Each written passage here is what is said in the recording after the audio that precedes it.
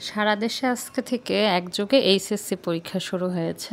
তো আজকে সকাল সকালে এইচএসসি পরীক্ষা ডিউটির জন্য চলে গিয়েছি। প্রতিদিন যা কাজ, নাস্তা বানানো শেষ করে রেডি হয়ে রওনা দিয়ে দিলাম ৯টা বাজে, কারণ ৯টা ৩০-এর মধ্যে আমাকে কেন্দ্রে পৌঁছাতে হবে। আমার বাসা থেকে আমার কেন্দ্রের দূরত্ব যতটুকু, তাতে আমার প্রায় ২০ থেকে ২৫ মিনিট সময় লাগে। তো হাতে ৩০ মিনিট নিয়ে বেরিয়ে গিয়েছি। আর যেহেতু এখনও ৪ চাকার মালিক হতে পারিনি, তাই ৩ চাকাই আমার ভরসা। আর এছাড়া আমি রিক্সা ভ্রমণ করতে ভীষণ পছন্দ করি। তো সুন্দর করে রেডি টেডি হয়ে আমি কেন্দ্রের জন্য চলে গেলাম। এটা আসলে আজকে নতুন না, আমি যেহেতু কলেজে জব করছি বেশ কয়েক বছর হয়ে গিয়েছে। তো প্রতি বছরই এইচএসসি পরীক্ষার ডিউটি প্লাস খাতা দেখা আরও অনেক অনেক ব্যস্ততা থাকে। তো এত ব্যস্ততার মধ্যেও আসলে নিজের ব্যক্তি জীবন, সংসার জীবন, এগুলো তো মেয়ে হিসেবে দায়িত্ব পালন করতেই হয়। তবে সবসময় আমি আমার দুটো দায়িত্বে খুব ভালো করে পালন করার চেষ্টা করি। একটা হচ্ছে আমার পেশাগত দায়িত্ব, একটা হচ্ছে আমার নিজের ব্যক্তি জীবনের দায়িত্ব। দুটো দায়িত্বই আমি সমানতালে সবসময়ই চেষ্টা করি দুটোতেই সফলতা রেখে যেতে। জানি না কতটুকু পারি, তবে আমি শতভাগ চেষ্টা করি। আমার মনে হয় আমি সেটা পারি। আর আমি সবসময় একটা কথা বিশ্বাস করি, যে রাধে সে চুলও বাঁধে। যে রাঁধতে জানে সে চুল বাঁধতে জানে, এই কথাটা আমি সব সময় মনে প্রাণে বিশ্বাস করি। যে পারে না সে কিছুই পারে না, যে পারে সে সবই পারে।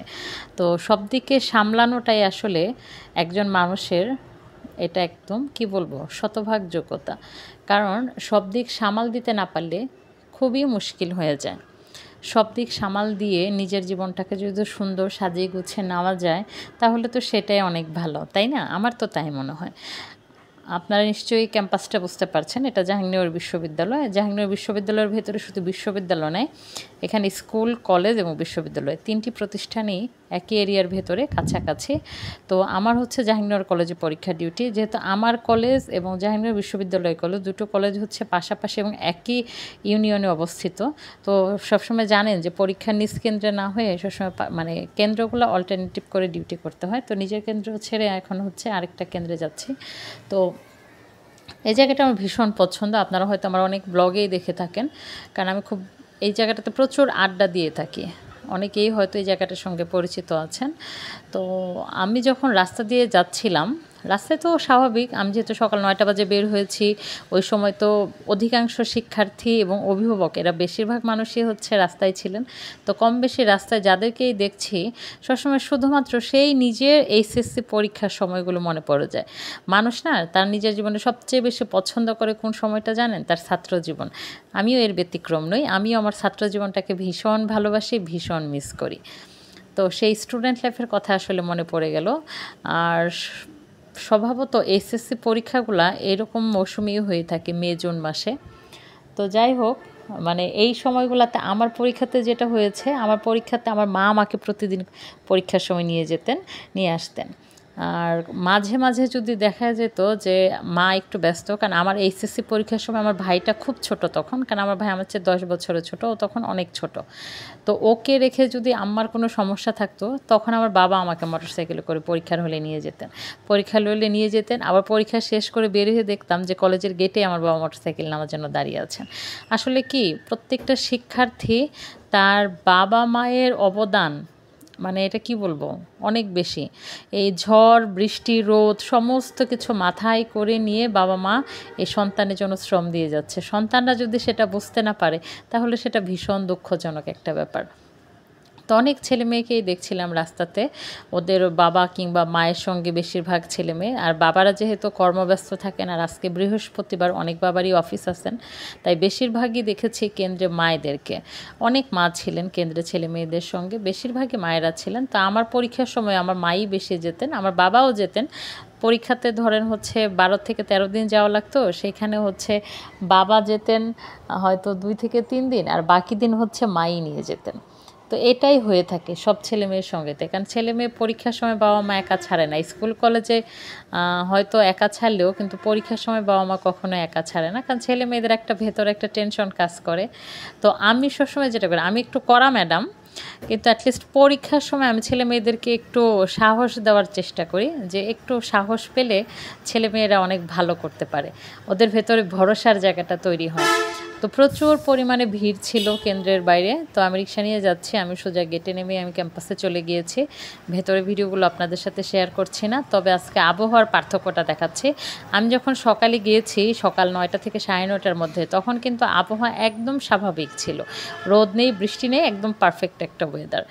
কেন্দ্রে যাওয়ার পরপরই শুরু হয়ে গিয়েছে বৃষ্টি, একদম এক পশলা বৃষ্টি। তো আচ্ছা, আমরা তো কেন্দ্রে ছিলাম, স্টুডেন্টরাও কেন্দ্রে ছিল, কিন্তু কেন্দ্রের বাইরে যারা অভিভাবক ছিলেন তাদের কি অবস্থাটা হয়েছিল একটু ভেবে দেখেন, কত কষ্ট। আসলে বাবা মা কত কষ্ট করেই না ছেলে মেয়েকে মানুষ করেন, এটাই আসলে সত্যি কথা। তো এই পরিমাণ বৃষ্টি দেখে তার পরবর্তীতে যখন পরীক্ষা শেষ করে আবার বের হয়ে আসি, এসে দেখি একদম পুরা ঝলমলে আকাশ। মানে পরীক্ষা শেষ, কেন্দ্র থেকে বের হলাম, মানে মনে হচ্ছে চারপাশে গাঢ় সবুজ ধারণ করেছে বৃষ্টির পানিতে, সব কিছু একদম গাছপালাগুলোকে আরও সুন্দর করে দিয়েছে, আর আকাশ গাঢ় নীল বর্ণ ধারণ করেছে। আমি কিন্তু নীল আকাশ ভীষণ পছন্দ করি, গাঢ় নীল আকাশ আমার অনেক অনেক বেশি ভালোবাসার একটা বস্তু। আমি অনেক ভালোবাসি গাঢ় নীল আকাশ। রোদটা একটু কষ্ট ছিল, কিন্তু একদম আকাশের এই গাঢ় নীল রঙটা মন ছুঁয়ে যাচ্ছিল। মনে হচ্ছিল যদি পাখি হয়ে একদম আকাশকে ছুঁয়ে আসতে পারতাম তাহলে কতই না ভালো লাগতো। তো পরীক্ষা শেষ করে এখন হচ্ছে ফেরার পালা। আমি এটা কলেজের একদম জাহাঙ্গীরনগর বিশ্ববিদ্যালয় কলেজের একদম মেন গেট, গেটের সামনে বুঝে নিই যে পরীক্ষা শেষ হয়ে বের হয়ে গেলে যেটা হয়, তখন স্টুডেন্ট গার্ডিয়ান টিচার সবাই মিলে একসাথে বের হয়, তো রাস্তায় একটু ভিড় থাকে, আর হচ্ছে রাস্তায় যানবাহনও পেতে একটু সমস্যা হয়। তো যাই হোক, আমার খুব বেশি বেগ পেতে হয়নি, আমি যানবাহন পেয়ে আবার রওনা দিয়ে দিলাম নিজের বাড়ির উদ্দেশ্যে।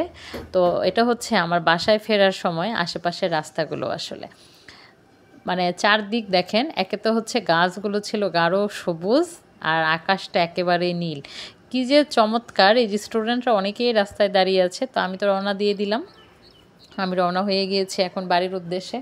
কারণ হচ্ছে স্বাভাবিক, মানে পুরো 3 ঘন্টা 30 মিনিটই তো ব্যস্ত থাকতে হয়, একদমই সময় পাওয়া যায় না, এর মধ্যে অনেক ব্যস্ততা, ছেলে মেয়েদেরকে দেখভাল করা, প্রশ্ন বুঝিয়ে দেওয়া, আর অনেক অনেক কাজ। তো সুন্দর করে এখন প্রায় আমি আমার বাসার কাছাকাছি চলে আসছি। বাসার কাছে এটা হচ্ছে বংশাই নদী, হ্যাঁ, এটা হচ্ছে সাভার উপজেলা এবং ধামরাই উপজেলা দিয়ে এটা বয়ে চলেছে। তো বংশাই নদীটা এরিয়াটা ক্রস করলেই আমার বাসা, এই নদীটা আমার বাসার খুব কাছে। আপনারা আমার ব্লগ দেখে বুঝতে পারেন আমি নদী নালা পাহাড় পর্বত গাছপালা প্রকৃতি, মোট কথা প্রকৃতি আমাকে ভীষণ টানে, আমি অনেক বেশি ভালোবাসি, অনেক ভালো লাগে। তো একদম বাসার কাছে ওভারব্রিজের কাছে এসে আমি হচ্ছে রিক্সা থেকে নেমে গেলাম, কারণ হচ্ছে আমার বাসা একদম একেবারেই মেন রোডের পাশে, তো আমার আর ঝামেলা নেই। তো রিক্সা থেকে নেমে এখন বাসায় চলে যাচ্ছে। বাসায় যে যা যা আনুষঙ্গিক কাজ আছে, গোসল খাওয়া দাওয়া এগুলো করবো। সবাই ভালো থাকুন, আজকের মতো আমি সাথে বিদায় নিচ্ছি, আল্লাহ হাফেজ।